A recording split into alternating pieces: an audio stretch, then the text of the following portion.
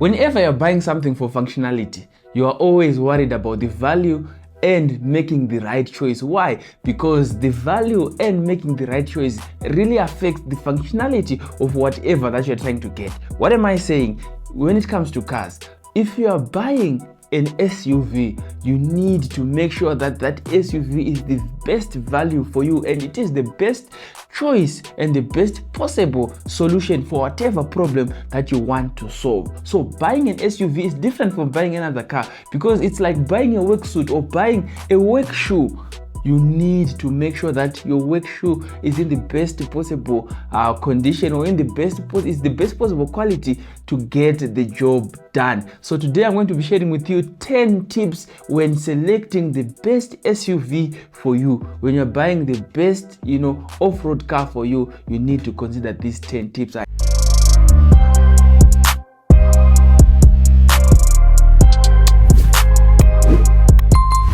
I'm vwzim, and thank you so much for tuning in. Thanks so much for selecting this channel to be the channel that gives you car advice and car buying advice. Pakutenga motor is different from buying anything. You need expert advice, and I'm here to offer you that expert advice. Point number 1, check for spare parts availability. Now this applies to any kind of car that you would want to buy. You need to make sure that you're buying a car that has spare parts available locally, because you wouldn't want to buy a car whereby a small part or a small system in the engine, or a small part just stops working. You need to make sure that you get that part as fast as possible, and the fastest is to get that part locally. You don't want a car whereby for the spark plugs to be changed, you need to import them from Yugoslavia or somewhere that's very far from where you stay. So you need to make sure that when buying any car, you need to consider spare parts availability. And then moving on to number 2, go for proven models. In every car market, or in every country, or in every in every situation that you are buying, or any place that you're buying this car from, there are models or brands that have been proven to work best for that industry. So you need to make sure that you go for those brands. Let's say, for example, in your country, Toyota is not as popular. As much as people might say, or as much as reports might claim that Toyota is the most reliable, you need to consider, has it been proven in my market? So you need to make sure that you buy the popular models in the market. If the Toyota models are the most popular models in your market, you need to go ahead and buy those cars.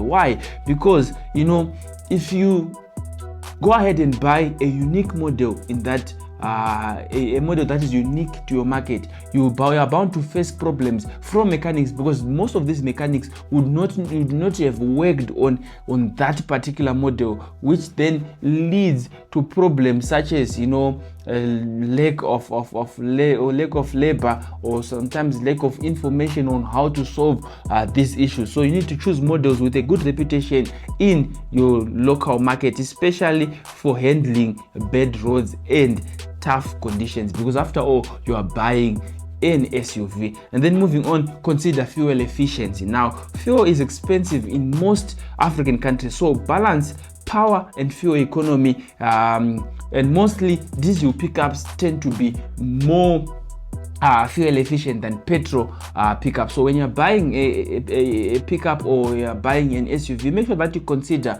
fuel efficiency, because whenever you are doing anything that has to do with cars, efficiency is one of the most important things that you need to consider. So you need to consider fuel efficiency. And most people say, I'm now buying a big car, this big car, so I don't consider. In the long run, you'll find out that maybe you've bought a car that is not fuel efficient. You will suffer the consequences of not choosing a fuel efficient car. So you need to consider that. And then moving on, know the purpose of that car. Why do you want to use that car? Are you using it for work? Are you using it for the farm? Are you using it for family? Are you using it to travel? the purpose determines the kind of car that you get. You know, maybe you want to use it for family. There's no need for you to get a pickup truck if you're using it if you're using that SUV as a family car. You would need a car that is, that's that does not necessarily have to have, that back bed that pickups come with. So you need to make sure that you really understand why you want to use that car. There's no car that is used for everything. Most probably you have your uses, you have your most possible uses for that car. You need to consider those. And then point number 5, should you go for 4x4 or 4x2? This goes back to the previous point whereby we are talking about the use of that car. You need to consider also the terrain and the kinds of roads that you're going to be conquering with your machine. So according to the roads, you know, should I get a 4x4 or I would just rather get a 4x2? Most of us, you might get an SUV, but most of your driving is just city driving and you rarely go off-roading. You just need to get yourself a 4x2. It will save you more in terms of the maintenance rather than getting a 4x4 that you use in the city, in tarred roads, whereby at most time you're not even being engaging in 4x4 worthy driving. So you need to consider that as well. And then moving on to number 6, mileage plus condition over year. So you need to make sure that you buy a car that is the lowest possible mileage, and also you need to also aim for the newer model years. Why? Because newer model years are bound to have better in terms of better technology and better they are bound to give you a better ride than older models. They are bound to give you a more comfortable and a safer ride, because when buying cars you also need to consider safety. And if it's a latest car, after all, it will come with better safety features than an old car. So you need to consider mileage, condition over year, so that you get the best possible deal. In Zimbabwe, some low mileage cars, you usually get them as recent imports. If you're going for a second hand, most of these cars that have low mileage, you get them as recent imports rather than buying it locally. So you need to consider that. And then moving on, you need to consider service history when buying a pickup. Buying any car, after all a pickup or an SUV is just a car after all. So you need to consider service history.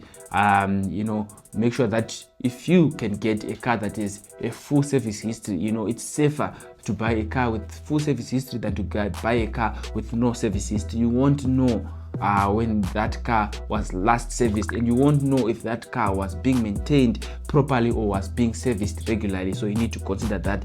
And then avoid over modified vehicles. Mostly in Zimbabwe, generally the market of pimped cars is very slim. Most people don't pimp their cars. So when you get an over a pimped car, most probably that car has been involved in an accident and they're trying to cover up some things. It's not every time but I'm just saying most probably. Sometimes you just get a good pimped car without it which was never involved in an accident, as opposed to most of the times whereby you get an over pimped car.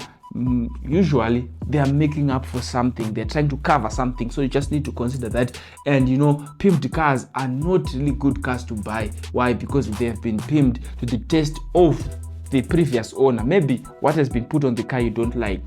So just make sure that you go for stock vehicles generally, because they are bound to be safer than buying an over pimped car, and they are bound to be better picks after all, because when you want to pimp a car, you want to pimp it according to what you like. So make sure that you avoid over modified vehicles. And then also consider resale value. Study the market. Which are the most popular cars? The most popular cars usually get better resale value because they are the cars that people trust. They are the brands that have been trusted. They are the models that have been trusted. So generally they are bound to attract a wider variety of clients and buyers, rather than buying a car whereby you are the only one with that car. Most people will run away, or most people will shy away from buying those cars. So you need to make sure that you consider resale value, and one of the easiest way to make sure that you maintain a resale value is getting a car that has been trusted in that market already. Don't be the first one to trust a brand in a market. Always be the last person, really.